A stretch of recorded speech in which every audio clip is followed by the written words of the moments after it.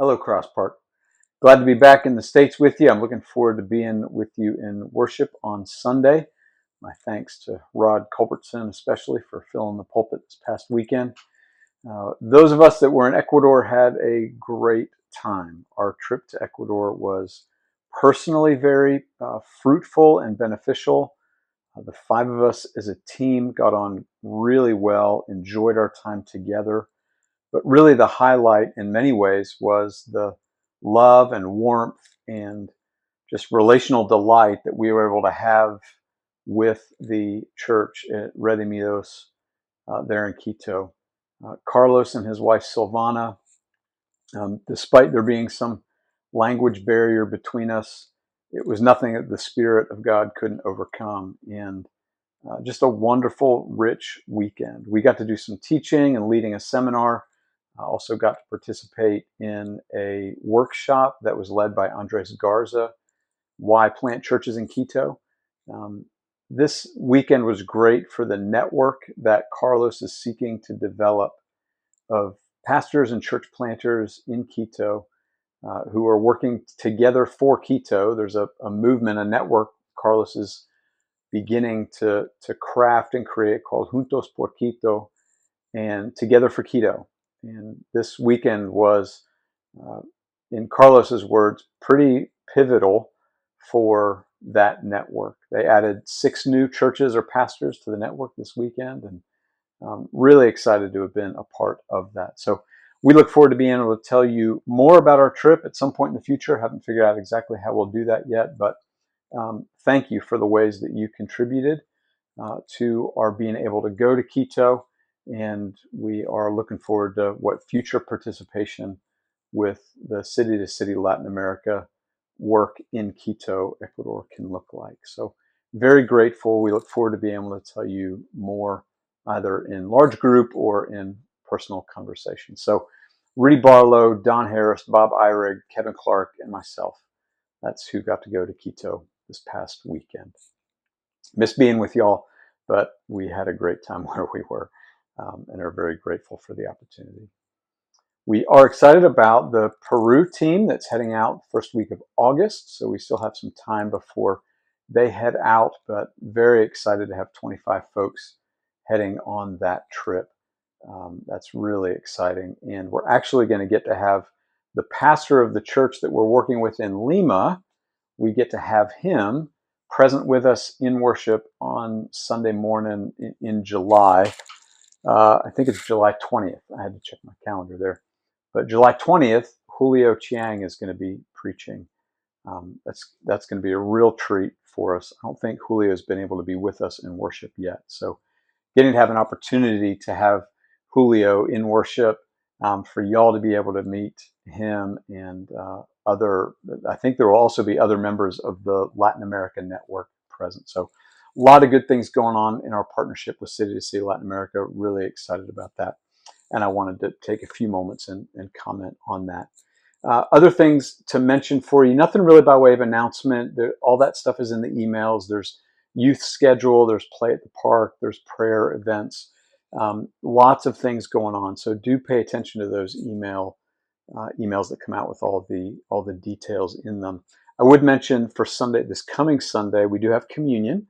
We'll be celebrating communion, and the sermon passage we're going to look at is Luke chapter 4, verses 1 to 15. And there we'll see Jesus in another unexpected place. He's in the wilderness. He's hungry, and he's being tempted by Satan. What might that have to do with us in our current moment and the situation we find ourselves in? Are there things that we can learn from Jesus, from his temptation in the wilderness, as we might even sense and feel our own temptations in this new wilderness moment that we find ourselves in? So Luke 4 and communion on Sunday morning. Also want to make sure that you're aware of, this is mentioned in the emails, but want to make sure you're aware that our facility search team is going to be hosting a prayer gathering after the service on Sunday morning in Sycamore. So that's where the adults usually do our Sunday school, down in the Sycamore cabin. That'll be about 11 o'clock Sunday morning after worship. Facility search team is going to host a prayer time. So would welcome any and all to gather to pray as our Facility search team is kind of beginning to transition into I think they've used the language of passive search, a little more passive search. But I trust you're reading through their weekly email updates. Those are so helpful and encouraging. Appreciate Sonny Green and Tim Jackson's work on keeping us updated on what's going on with facility search. But want you to especially make sure you're aware Sunday morning, 11 o'clock after the service down in Sycamore, facility search team is hosting a prayer gathering. The other thing I want to mention to you, really for your situational awareness, is that next week, Monday to Friday, our denomination is having our annual General Assembly.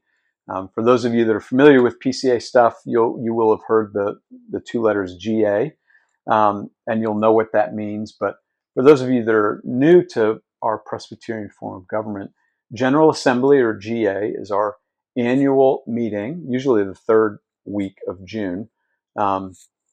This week, I guess this is really the fourth week of June, but we meet once a year for about a week as a denomination. So that's all the pastors and representative elders from any PCA church are able to go, and we hear reports. Our denomination has 10 different committees and agencies, and we hear reports from all those that are our denominational college, our seminary, our retirement and benefits group. We have Mission in North America, which focuses on ministry here in the States primarily, church planting, ministry to particular people groups. All that's under the heading of M&A, Mission North America. We also have our missions agency, Mission to the World. We have our college, our ministry to college students, RUF, Reformed University Fellowship. So we have 10 different committees and agencies that all get to report to the denomination about what's been going on the last year, what's coming up, what are they looking for in the future. And it's also an opportunity for our various presbyteries, that is our regional body, our various regional bodies, to bring overtures to the General Assembly, things we want to see changed in our Book of Church Order or the way we operate. A lot of the things that happen at General Assembly is we see our presbyteries expanding as our church, as our denomination grows and we plant more churches. We wind up needing to divide or multiply, depending on how you look at it. We multiply our presbyteries. So a presbytery maybe that has 35 churches in it will now geographically divide, as it were, creating a new presbytery so that we can have one presbytery of 18 churches and one with 17 churches. That's something that happens almost every year. We multiply presbyteries. So that's something that's really encouraging to see. Our church continues to grow denominationally, even though by and large, a lot of evangelicalism in this country is sort of falling, isn't seeing that growth. So we're very encouraged with that. After General Assembly, I'll provide more update kind of on what's going on denominationally. But I'll be there all of next week.